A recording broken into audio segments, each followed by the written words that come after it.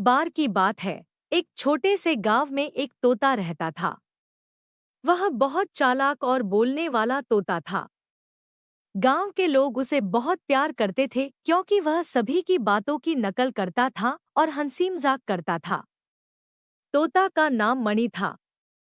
मणि का सबसे अच्छा दोस्त एक बूढ़ा आदमी था, जिसे सभी प्यार से बाबा बुलाते थे। बाबा ने मणि को बचपन से पाला था और वे दोनों एक दूसरे के बिना नहीं रह सकते थे।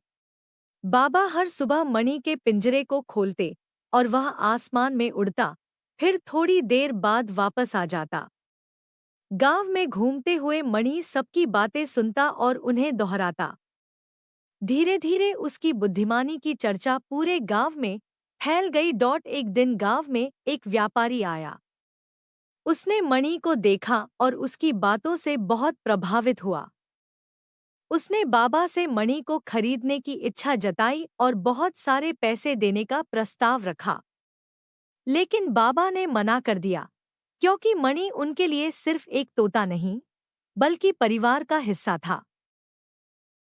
कुछ दिन बाद व्यापारी ने एक चाल चली। उसने रात में मणि का पिंजरा चुराने की योजना बनाई। रात के अंधेरे में व्यापारी मणि का पिंजरा लेकर भाग गया। सुबह जब बाबा जागे और मणि को नहीं देखा, तो वे बहुत दुखी हो गए।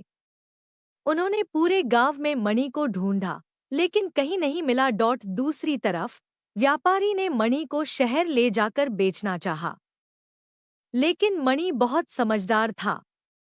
उसने मौका देखकर पिंजरे का दरवाजा खोल लिया और उड़ गया। वह सीधे अपने गांव की ओर उड़ चला। जब वह बाबा के घर पहुंचा, तो बाबा की खुशी का ठिकाना नहीं रहा। उन्होंने मणि को गले से लगा लिया और खूब प्यार किया।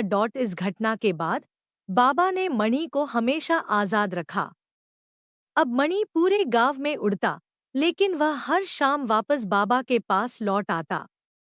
गांव के लोग भी मणि से और ज्यादा प्यार करने लगे, क्योंकि उन्होंने समझा कि सच्ची दोस्ती और प्यार किसी भी धन दौलत से बढ़कर है। इस तरह मणि और बाबा हमेशा साथ रहे और उनकी दोस्ती की कहानी पूरे गांव में मशहूर हो गई।